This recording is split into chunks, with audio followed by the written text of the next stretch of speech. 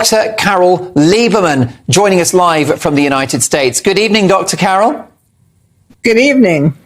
I don't know what the American translation is for the word bonkers, but has Meghan Markle got a screw loose? Is she mad?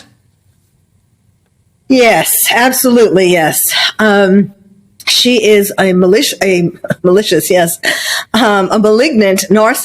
malicious too, a malignant narcissist. She's also a sociopath.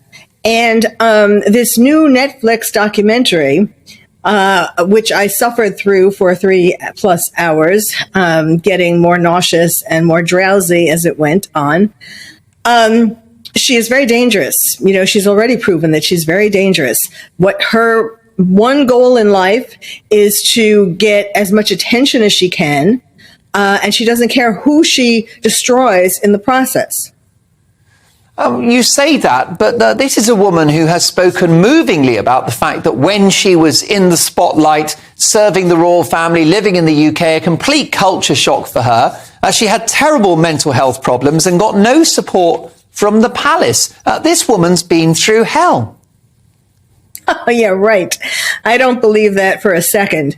You know, we see, if it wasn't clear before, I mean, first of all, the main thing is I think that she and Harry are responsible to some degree for the death of Prince Philip and the Queen, because Prince Philip died. Yes, he was, you know, of a certain age and getting in frail health, but he died a month after the Oprah interview. And then the Queen died in anticipation of this Netflix documentary and Harry's book. And I think that the stress, she broke their hearts. And that stress, I think, literally led to, or at least contributed to, their death. So, Carole, let me interrupt. Carole, just let me interrupt you for a second. This program is the home of free speech, and I will, of course, give that to you. But, you know, you are, of course, a highly regarded medical professional and a world-renowned psychiatrist. You know as well as I do, we don't have the evidence that the drama among the Sussexes caused the premature and sad death of the Queen or Prince Philip. But I think it's fair for you to say that it can't have been great for their mental health having to witness all that was going on.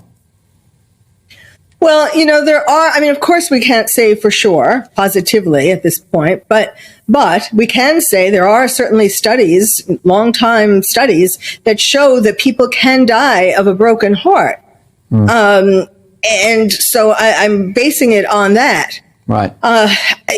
You know, it is very devastating to think about and so on.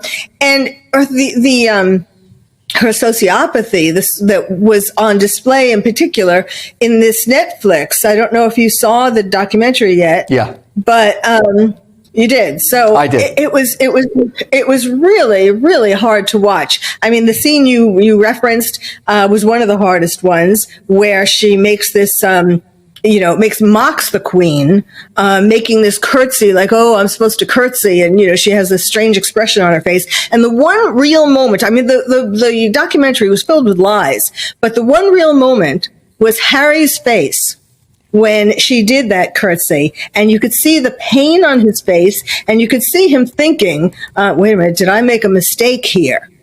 You know, because... Welcome back to Where the Masks Come Off and the Truth Reigns Supreme.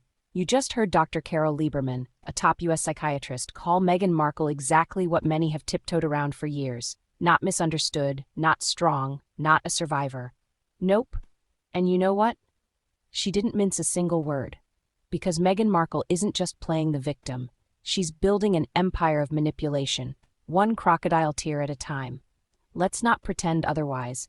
Every stunt, every headline, every camera-ready sob story is part of her master performance, The St. Meghan Show, produced, directed, and starring herself. Dr. Lieberman sat through Netflix documentary, and bless her, because most of us didn't survive it without needing emotional support and a stiff drink. 3 hours of self-worship, finger-pointing, and royal revisionism. Meghan managed to make Buckingham Palace look like a horror film and herself like the damsel trapped in the tower. Except this damsel built the tower, painted it gold, and charged Netflix for the view. Lieberman called it straight. And honestly, the evidence has been screaming at us since. Let's rewind. The curtsy scene, that infamous mockery of the Queen. Meghan exaggerated the gesture, rolled her eyes, twisted her body like she was auditioning for a bad sitcom. And Harry's face? It said everything.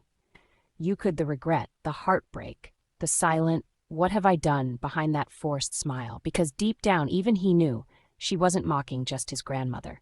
She was mocking him. And that's where the danger begins. Because narcissists don't just want attention, they crave destruction. It's not enough to shine, someone else must burn. Dr. Lieberman pointed out that Meghan's need for attention doesn't care who gets crushed along the way, and that's been her pattern since Hollywood. Every friendship, every connection, every headline has an expiration date. Once she's drained it for validation, she moves on. First it was her family, father, sister, the lot. Then it was the royals. Now it's Hollywood. Every few months she pops up with a new chapter, a new brand, a new project, and every time the only consistent brand is Corey Gwellet. And let's talk about the most chilling moment of that interview. The part that shook viewers to their core. Lieberman suggested something few have dared to voice. That Meghan and Harry's relentless campaign of drama to the heartbreak and eventual passing of Prince Philip and the late Queen. Now, before the Sussex fans start foaming at the mouth, let's get one thing straight. Dr. Lieberman didn't say Meghan anyone, but she did say what millions quietly believe. The Queen and Philip died of a wound. And you can't deny the timeline. Philip died just a month after the Oprah interview, the one where Meghan detonated every bridge and then acted shocked when the smoke choked everyone else. And the Queen? She carried the weight of that betrayal to the very end. Decades of service, grace, and duty, only to have her grandson and his Hollywood handler smear the monarchy she protected with her life. If heartbreak could kill, Meghan Markle was the trigger.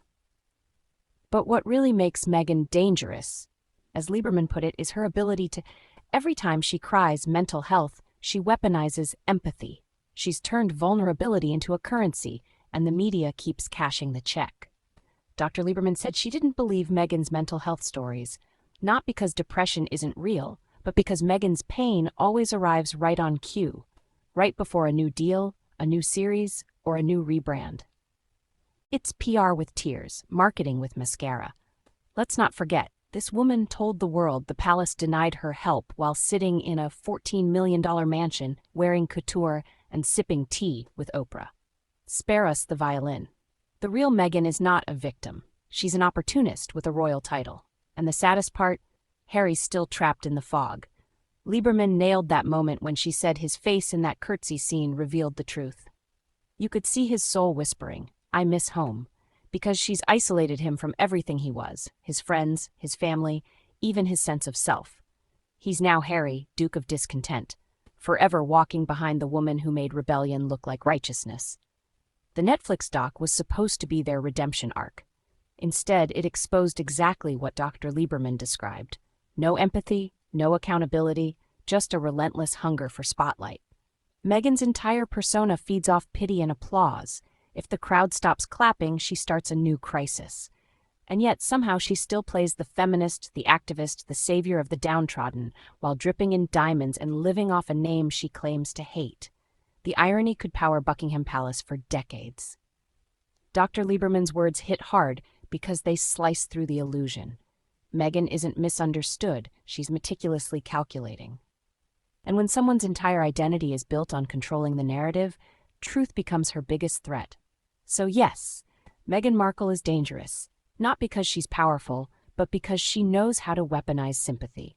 She's mastered the art of emotional blackmail. Cry just enough, accuse just enough, hint just enough, and watch the world bend over backwards. But the spell is breaking. The public isn't buying it anymore. Every Netflix flop, every failed brand, every hollow speech about authenticity chips away at the facade, and you can feel it. The tide's turning. Meghan's reign of victimhood is running out of sympathy, and no PR firm can resuscitate it. Dr. Lieberman didn't just describe Meghan, she diagnosed the problem behind the Sussex saga. Meghan's not battling the palace anymore, she's battling irrelevance. And when narcissists feel ignored, that's when they lash out the loudest, so brace yourself. Because as the world moves on, Meghan will scramble for the next big headline, the next pity parade, the next act in her eternal performance of fake. But as Lieberman warned, The more she chases attention, the more she destroys. And somewhere in Montecito, Meghan's probably planning her next reinvention while the rest of us are still recovering from the last one. The royal family moved on. The public moved on. Even Hollywood's starting to yawn. And that's the ultimate punishment for someone like her. So yes, Dr. Carole Lieberman, you're right. Meghan Markle, dangerous. Not because she's wicked, but because she's addicted. Addicted to attention, addicted to control, addicted to the fantasy of being the world's misunderstood heroine. But here's the kicker. The fairy tale has collapsed, and the world finally sees the truth. This isn't a royal love story. It's a royal cautionary tale. And Meghan Markle? She's not the victim. She's the villain who wrote her own downfall.